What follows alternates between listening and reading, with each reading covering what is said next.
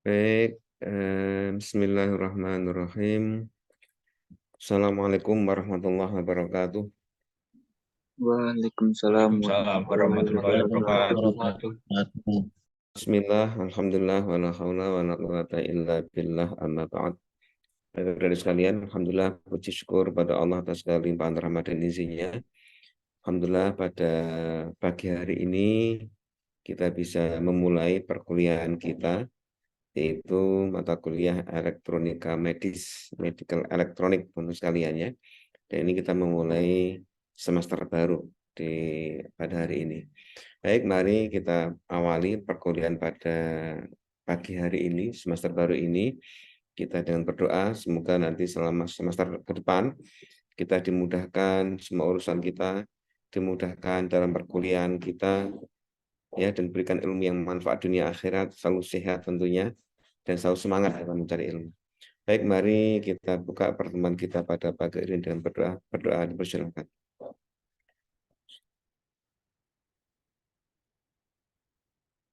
Selesai. Baik, ada sekalian, bagaimana kabarnya? Semuanya sehat-sehat? Alhamdulillah sehat, Pak. Ya, sehat Pak. Alhamdulillah, baik. Pada saat ini yang sudah bergabung ada 19 orang, 18 orang dari sekitar 20, berapa tadi, 7 atau berapa ya. Baik, kita semester ini pertemuan yaitu pada mata kuliah elektronika medis, medical elektronik. Saya akan pada pembukaan ini saya akan menyampaikan sekitar apa namanya silabus kita, apa sih yang mau kita pelajari begitu. Jadi kalau mata kuliah elektronika medis ini, sebentar saya tak share screen. Share screen, kemudian sebentar.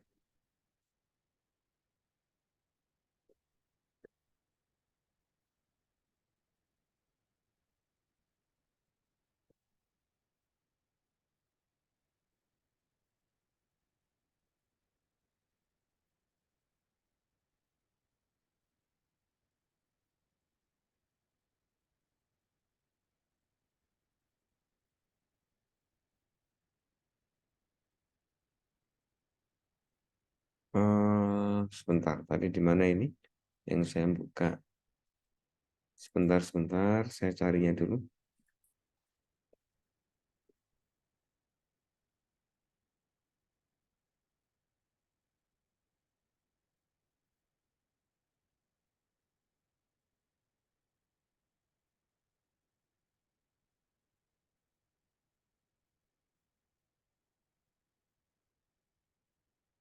Baik, teman-teman sekalian, nanti saya akan siapkan juga selain kuliah kita ini ada tatap muka secara langsung.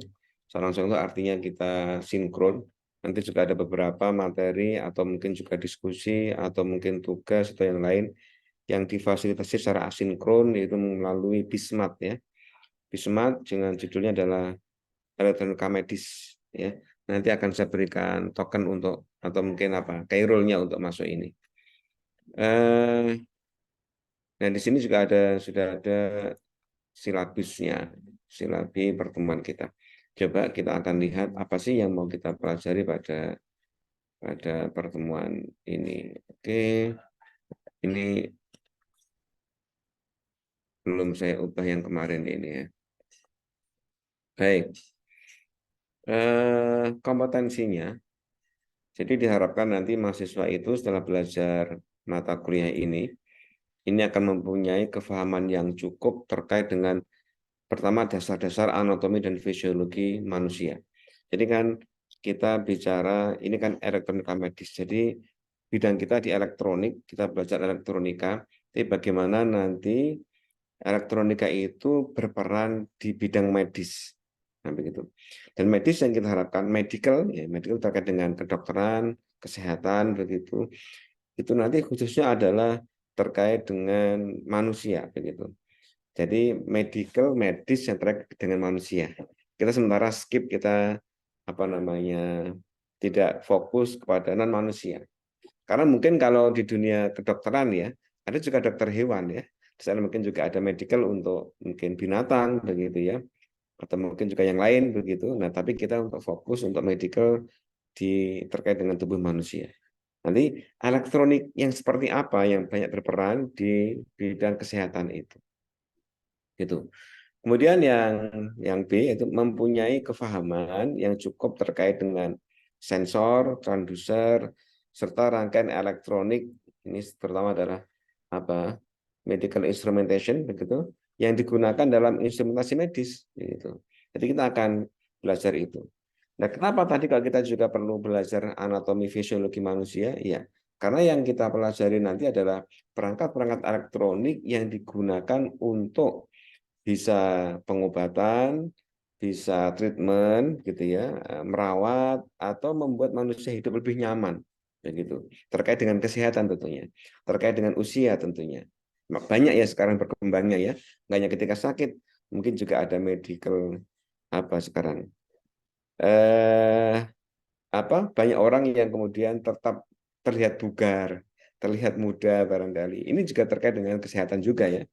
Itu juga bagian dari cakupan bagaimana kita elektronik itu nanti terkait dengan kesehatan dan kebugaran, kesehatan, kenyamanan manusia. Gitu. Jadi makanya kita nanti akan lihat dulu di awal-awal anatomi dan fisiologi manusia.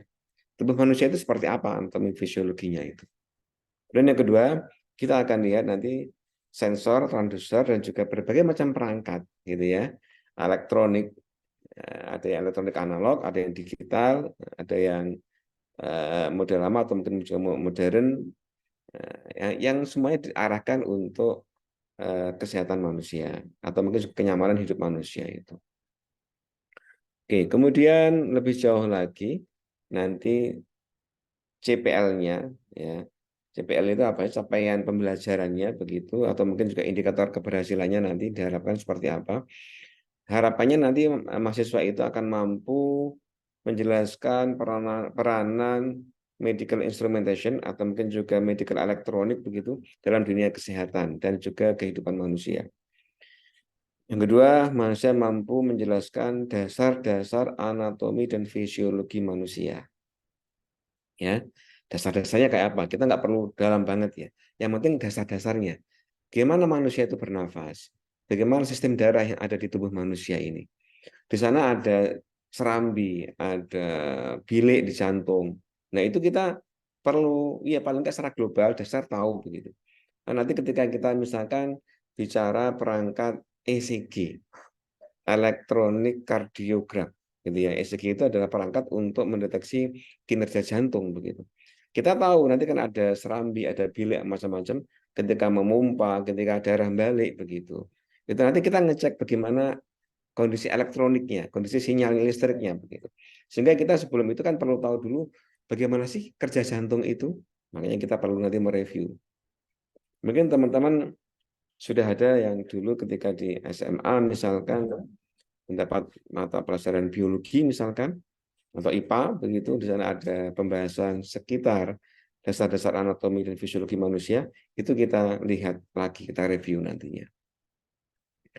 Kemudian berikutnya, diharapkan mahasiswa mampu menjelaskan tentang sensor dan transducer yang digunakan di dalam instrumentasi medis. Nah, nanti kita akan melihat sensor apa saja yang digunakan di dalam medical instrumentation, begitu.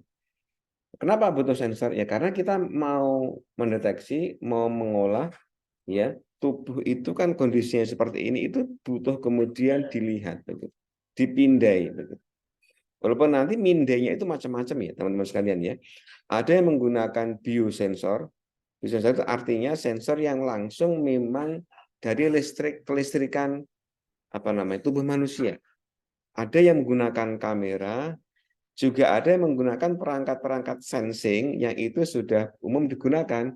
Ada misalkan nanti tekanan, ada sensor ultrasonik, ada sensor inframerah, ada sensor apalagi macam-macam ya, optik dan macam-macam. Atau itu, atau mungkin juga kamera. Nah, jadi banyak sensor yang digunakan.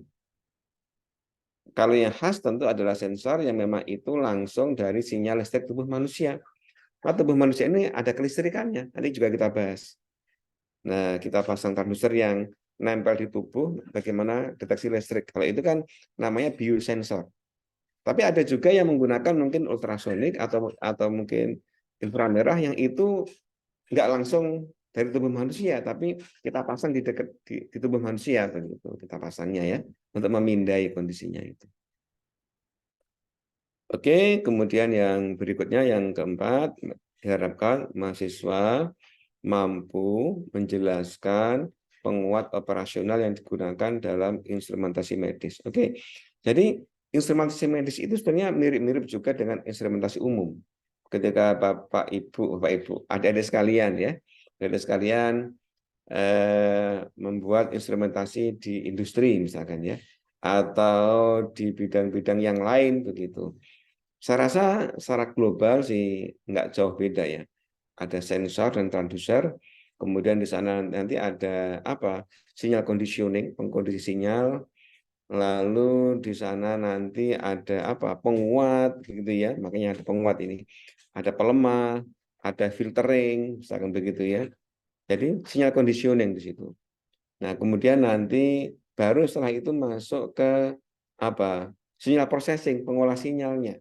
Nah, pengolah sinyalnya, diolah sinyalnya itu apakah diolah secara analog, manual, ataukah diolah menggunakan cara-cara digital, komputer, atau mungkin microprosesor, microcontroller, atau mungkin DSP prosesor, ya, yaitu sinyal processingnya. Kemudian baru setelah itu ada output, outputnya mau dikemanakan tergantung kebutuhan. Apakah dikirim ke device lain, mungkin menggunakan ESP misalkan ya, atau mungkin langsung di print out, ada printer, atau langsung ditampilkan ke monitor, ataukah mungkin langsung ditampilkan ke Android atau yang lain-lain. Nah, begitu saya rasanya. Nah, ini spesifik ini penguat operasional medis yang seperti apa? Karena agak sedikit beda. Karena secara umum hampir sama, tapi mungkin ada kekhasan ya dari sekalian. Sinyal biomedis itu nanti banyak noise yang muncul. Maka nanti ada kekhasan terkait dengan penguat instrumentasi medis. Nanti kita bahas pada masanya nanti. Kemudian yang kelima, mahasiswa mampu menjelaskan tentang instrumentasi radiologi. Nah, kemudian juga kita akan bahas radiologi. Radiologi itu adalah nanti bagaimana peran radiasi ya, sinar. Radiasi itu berarti kan radiasi suatu zat begitu ya. Ada yang sinar X atau mungkin juga yang lainnya begitu. Radiasi itu nanti di dalam peran kesehatan begitu. Ada peran untuk monitoring, ada peran untuk penyembuhan atau perawatan. Nah, begitu. Jadi nanti radiologi ini seperti apa nanti perannya itu. Nah, ini kita bahas dan instrumen kayak apa yang bisa kita gunakan untuk kita kembangkan. Kemudian yang keenam, mahasiswa mampu menjelaskan tentang instrumentasi medical imaging. Nah, ini adalah apa namanya medical, tapi yang terkait dengan image, dengan gambar ya. Ini banyak nanti cabang-cabangnya. Kalau yang konvensional menggunakan X-ray, misalkan ya. Kemudian yang sudah modern ada USG, USG yang untuk deteksi kayak bayi itu. Bagaimana orang yang hamil dipindai nanti ada gambarnya, ultrasonografi. Ada yang mungkin menggunakan apalagi scan, ya. Kemudian ada lagi yang menggunakan yang terbaru MRI, ya, MRI, magnetic resonance imaging, ya, itu atau yang lain-lain, CT scan juga bisa. Nah, yang penting ada terkait dengan medical imaging. Kemudian yang berikutnya, mahasiswa diharapkan mampu menjelaskan tentang instrumentasi terkait dengan sistem darah dan tubuh manusia. Ini khusus nanti kita juga bahas terkait dengan darah, jantung, dan juga tubuh perdarahnya di tubuh manusia ini. Lalu yang terakhir nanti yang khusus kita bahas juga nanti 3 perangkat yang sudah sangat umum dan juga penting kita ketahui. Nanti ada ECG, ECG ini elektrokardiogram, ini untuk deteksi kinerja jantung, kardio itu jantung.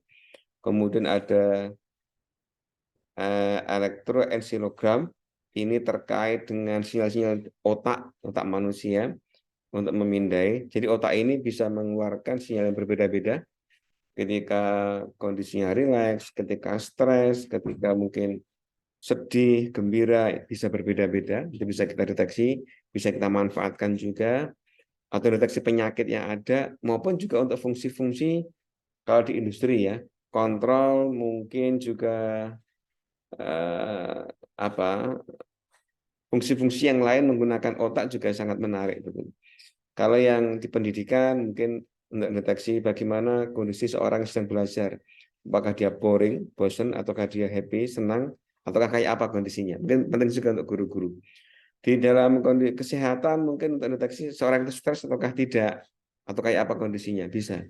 Kalau untuk kontrol mungkin seorang itu berpikir apa, sudah ada ya. Kita menggerakkan sesuatu, misalkan menggerakkan wheelchair. Menggerakkan apa ini? Wheelchair itu adalah kursi roda. Misalkan ya, kursi roda itu dengan otak gitu. Nanti maju, belok kiri, belok kanan, nah mundur bisa. Misalkan begitu. Ini kan controlling juga bisa menggerakkan EEG juga. Lalu kemudian ketika ada EMG. Kalau EMG adalah elektromyograf. Apa itu? Kalau myo itu adalah otot. Jadi deteksi kekuatan otot. Nggak ada yang bagian yang rusak atau bagian mungkin yang lemah, yang capek di daerah mana itu bisa kita deteksi. Atau deteksi penyakit tertentu dengan otot ya juga memungkinkan di situ menggunakan EMG. Begitu kira-kira CPL yang mau kita pelajari selama 1 semester ke depan. Baik, terus sekalian, kemudian deskripsi mata kuliah. Nah, iya, jadi sudah saya sampaikan tadi itu mata kuliah kita akan membahas apa? Nah, ini tadi ya.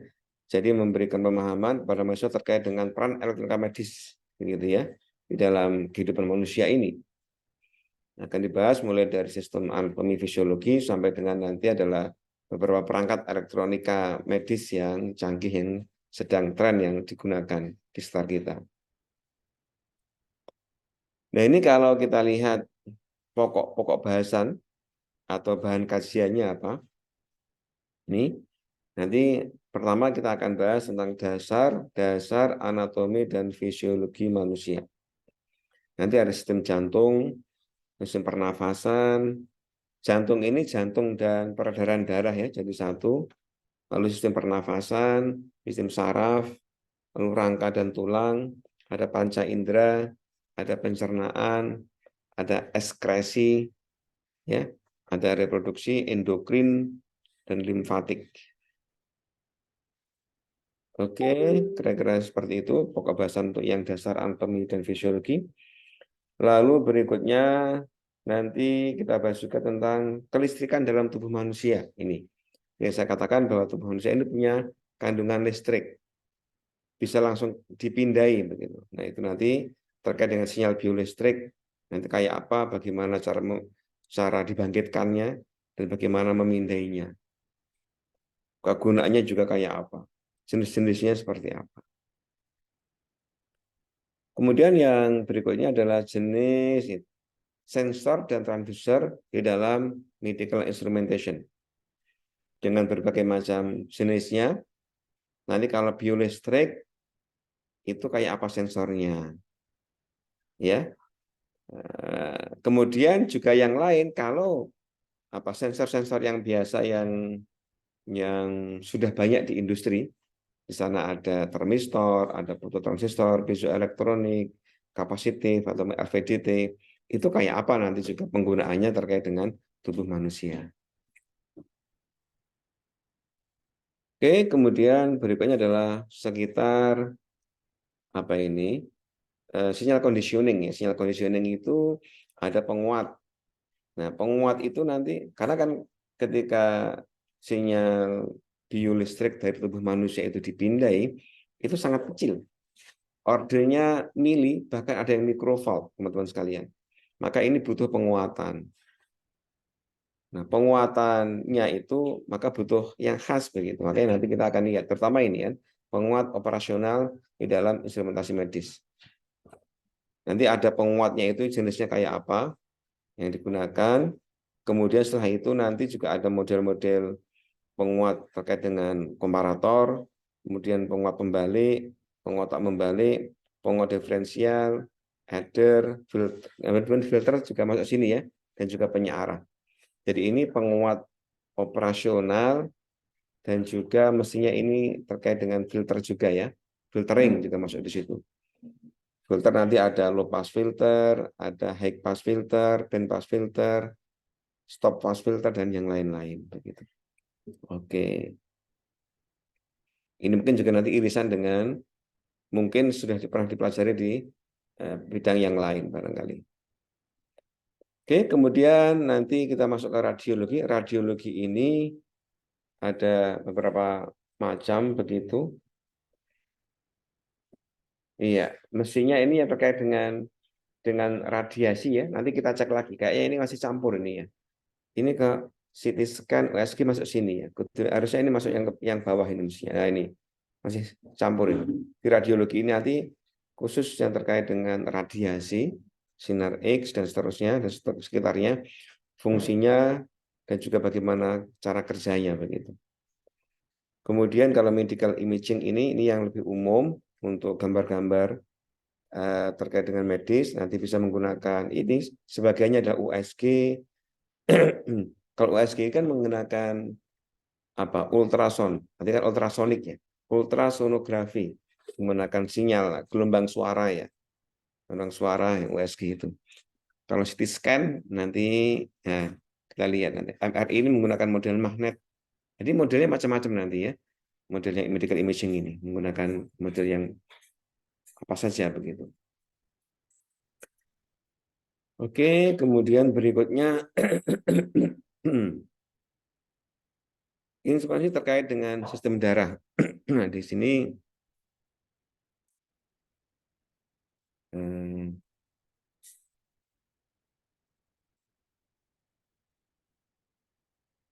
apa namanya? Sistem darah ini ya bisa golongan darah, bisa kandungan darah kayak apa, tekanan darahnya kayak apa. Nah, itu bisa kita lihat, kita deteksi nantinya. Sebentar. Anda bisa melihat ya gambar yang saya tampilkan ya. Halo, Dedek?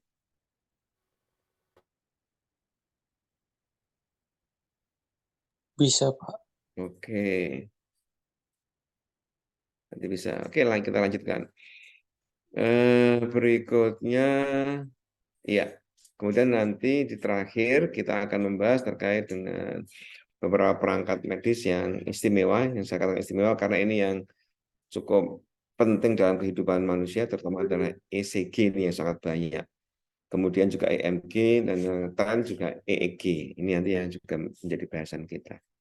Oke, kurang lebih begitu. Kemudian skema kerjanya kita. Nah, nanti kita bagi-bagi. Kita pendahuluan minggu ini, kemudian nanti pekan kedua dan ketiga ini kita akan masuk nanti ke anatomi fisiologi manusia. Kemudian pekan keempat ini kelistrikan dalam tubuh manusia. Lalu pekan kelima dan keenam itu nanti sensor and transducer bahasanya. Kemudian 78 nanti penguat dan juga filtering.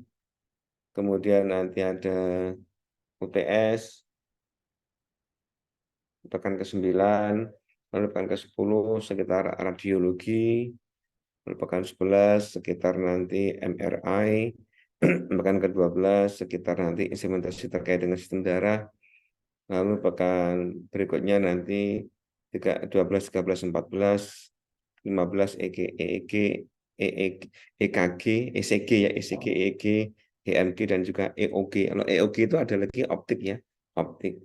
Kemudian juga nanti barangkali di akhir bisa review atau mungkin juga semacam kuis yang kedua nanti barangkali di akhir itu. Mungkin begitu dan nanti oke kegiatan pembelajarannya oke nanti karena ini kita teori, nanti barangkali kita fleksibel bisa luring atau daring ya teman-teman sekalian. Nah, nanti kita fleksibel sebenarnya. Kemudian sumber bahan ajarnya banyak yang bisa digunakan. Yang utama saya menggunakan yang terakhir ini ya, Handbook of Biomedical Instrumentation. Ini yang utama yang saya gunakan. Tapi nanti adik-adik juga bisa menggunakan sumber-sumber yang lain. Kemudian untuk cara pembelajarannya, nanti banyak kita akan lakukan model-model pembelajaran andragogi, orang yang dewasa, diskusi. Saya rasa nanti kita akan banyak melakukan diskusi dengan Anda semua. Karena materi kita ini cenderungnya banyak yang bersifat pemahaman sebetulnya. Sebetulnya saya hanya memandu saja. Karena nanti banyak apa? Banyak nanti sudah sumber-sumber yang ada di internet.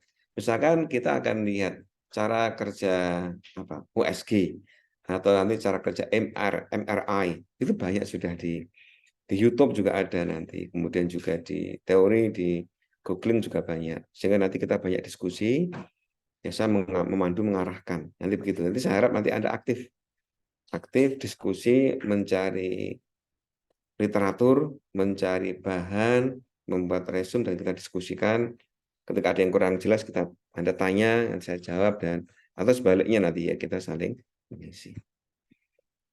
Barangkali begitu teman-teman sekalian, ini yang saya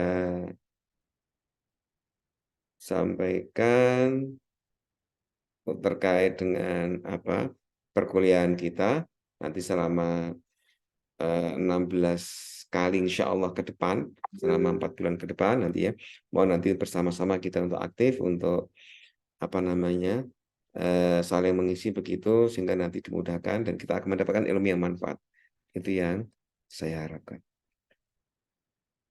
Baik, mungkin untuk rekodnya sementara akan saya stop dulu.